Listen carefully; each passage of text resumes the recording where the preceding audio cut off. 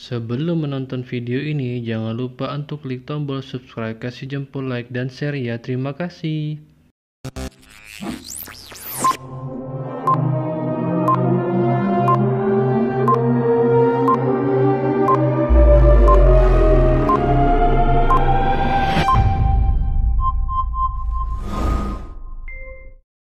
Halo, selamat pagi. Ketemu lagi dengan saya di channel Go Handi. Seperti biasa, pagi ini saya berada di pinggir jalan, lagi habis selesai sarapan pagi, menunggu pekerjaan yang akan saya kerjakan. Kemarin teman-teman saya kan ada open sharing ya via WhatsApp. Di sana ada saya kasih 3 pilihan. Pertama itu tentang pengajuan pinjaman kredit usaha, yang kedua tentang pinjaman kredit pensiun, yang ketiga tentang rekening proteksi.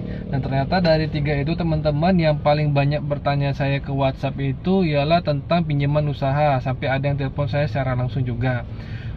Jadi kayak gini teman-teman, hari ini akan saya sedikit jelaskan. Mungkin kemarin belum sempat saya jabarkan via telepon atau via WhatsApp karena susah ngetiknya dan panjang kali lebar. Mungkin bisa teman-teman nonton di video saya ini. Jadi kayak gini ya, namanya pinjaman kredit untuk usaha itu sebenarnya banyak, tergantung kebutuhan dan jenis usahanya teman-teman ya. Apalagi nanti ada juga yang pinjaman khusus ekspor impor, itu juga ada teman-teman. Cuman ini saya bahas 3 aja yang sesuai dan kebanyakan diajukan oleh para nasabah. Jadi yang pertama itu ada namanya pinjaman rekening koran teman-teman, ataupun PRK mereka sebutnya ya.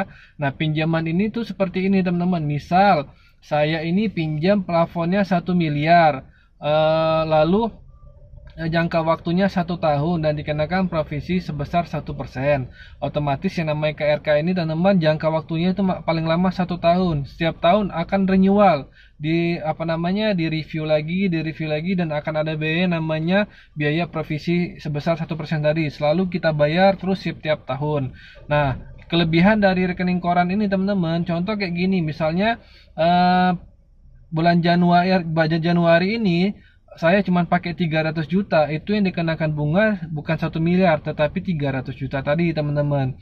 Dan lebih bagusnya lagi contoh kayak gini, misal nih pagi ini saya ambil dana sebesar 100 juta teman-teman ya. Ternyata dalam jangka waktu berapa jam saja atau mungkin siang harinya ada konsumen saya bayar 100 juta, lalu uang 100 juta tadi saya setor kembali kepada pihak bank, itu saya nggak dikenakan bunga pada hari itu. Jadi misal kita pinjam uang 100 juta dan kita kembalikan pada hari yang sama, nggak lewat hari, itu kita nggak dikenakan bunga. Itulah enaknya namanya rekening koran. Dan rata-rata teman saya yang para pengusaha itu sangat suka mengajukan yang namanya pinjaman rekening koran. Selain pakai baru bayar kena bunga, pakai baru bayar bunga, nggak pakai nggak bayar bunga. Rekening koran juga fleksibel, kapanpun mau diambil nggak apa-apa, tanpa ada lagi harus konfirmasi atau persetujuan dengan pihak bank. Contoh saya mau tarik ATM 10 juta, 5 juta, itu nggak ada masalah. Mau pakai untuk konsumsi juga nggak masalah. Cuman bedanya lagi, rekening koran ini selalu di renewal dan ada biaya setiap tahun. Dan biasanya yang sangat cocok untuk pinjaman rekening koran ini pengusaha yang perputaran dagangnya itu per hari ya teman-teman ya, bukan kayak kontraktor yang misalnya berdasarkan SPK. Selanjutnya itu ada namanya pinjaman kredit angsuran berjangka atau model angsuran ya teman-teman ya. Nah, pinjaman ini teman-teman sangat cocok untuk teman-teman yang mau beli aset seperti tanah, ruko, rumah ataupun aset bergerak lainnya seperti alat berat, mungkin mobil kendaraan untuk operasional dan sebagainya. Kenapa? Karena yang namanya angsuran berjangka ini biasanya jangka waktu paling lama itu dikasih sama pihak bank itu 5 tahun sampai 7 tahun. Dan dalam jangka 5 tahun sampai 7 tahun itu teman-teman hutangnya selalu berkurang karena ada pokok dan bunga dibayar, dan akan habis pada waktunya sampai teman-teman selesai perjanjian pada akad kredit. Kalau 5 tahun ya 5 tahun, kalau 7 tahun ya 7 tahun. Dan enak lagi kredit angsuran berjangka ini teman-teman hanya dikenakan 1 kali biaya provisi. Contoh, teman-teman akad kreditnya 1 miliar, jangka waktu 5 tahun. Dalam 1 sampai 5 tahun cuma 1 kali kena provisi. Sedangkan yang namanya KRK atau PRK tadi setiap tahun di renewal dan teman-teman harus bayar setiap tahun provisinya 1%. Yang selanjutnya, yang ketiga itu ada namanya pinjaman kredit berjangka atau KB, teman-teman ya. Nah, biasanya kredit ini teman-teman disukai, sebenarnya nggak disukai teman-teman ya. Kenapa? Karena maksimal dari pembiayaan KB ini cuma bisa 70% dari SPK. Saya kasih contoh kayak gini teman-teman. Sebenarnya KB ini mirip-mirip dengan rekening koran, tetapi jika para pengusaha mau menggunakan dana bank tersebut harus memberikan surat perintah kerja ataupun kontrak kerja. Dan kontrak kerja tadi hanya dibiayai oleh bank itu maksimal 70%. Misal, saya pinjam kredit di bank A, fasilitasnya KB, plafonnya 1 miliar. Lalu saya dapat proyek dari perusahaan B. Perusahaan B ini kasih saya proyek 1 miliar. Dengan jangka waktu 3 bulan, harus selesai dari proses awal sampai penagihan. Jadi SPK tadi saya bawalah ke Bank A. Bank A, nih saya ada kontrak kerja senilai 1 miliar. Tolong dong keluarin uang saya mau pakai untuk kerja. Nah, dari 1 miliar tadi itu hanya keluar senilai 700 juta, teman-teman, atau 70%-nya. Dan 300 jutanya tadi itu harus saya gunakan sendiri, harus menggunakan dana saya secara pribadi. Dan dari pihak bank juga enggak seperti KRK tadi, kalau pakai cuman bayar bunga aja setiap bulan, tapi terserah kapan aja mau kembalikan dananya, terserah. Yang otomatis yang pasti dalam 1 tahun harus dikembalikan atau direnewal lagi dan bayar lagi bunga sama provisi, teman-teman. Sedangkan di KB tadi harus ada jangka waktu. Misal dari perusahaan B tadi kasih waktu 3 bulan, itu sampai ke bank pengajuan kita ada namanya masa tunggu penyelesaian pekerjaan. Jadi dari pihak bank mengasih waktu, dalam jangka waktu 3 bulan plus 1 bulan harus dana sebesar 700 juta tadi dikembalikan ke rekening pinjaman lagi. Tetapi setiap bulan kita hanya dikenakan biaya dari 700 juta tadi selama kurang lebih 4 bulan, teman-teman. Jadi bedanya antara rekening koran sama kredit berjangka tadi yang menggunakan SPK tadi mirip-mirip, tetapi KB ini ada jangka waktu dan nggak bisa maksimal 100%, maksimal biasanya 70%. Nah, di sini teman-teman dari 3 jenis usaha ini juga teman-teman jangan salah pilih. Salah pilihnya gimana? Ya contoh kayak gini, teman-teman mau beli aset tapi minjeman kreditnya rekening koran, itu sangat bahaya. Kenapa? Ya namanya rekening koran kan teman-teman nggak berkurang utang pokoknya, otomatis teman-teman bayar bunga terus.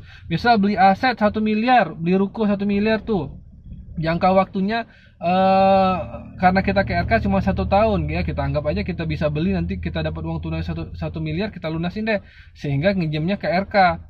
Terjadilah yang namanya 1 miliar tadi dibayar terus bunganya kan lumayan. Contoh kalau bunganya sudah sekitar 20 juta, teman-teman setiap bulan bayar 20 juta kali setahun sudah berapa? Kalau pula nanti tahun depan di renewal lagi, teman-teman bayar segitu dan nggak habis-habis.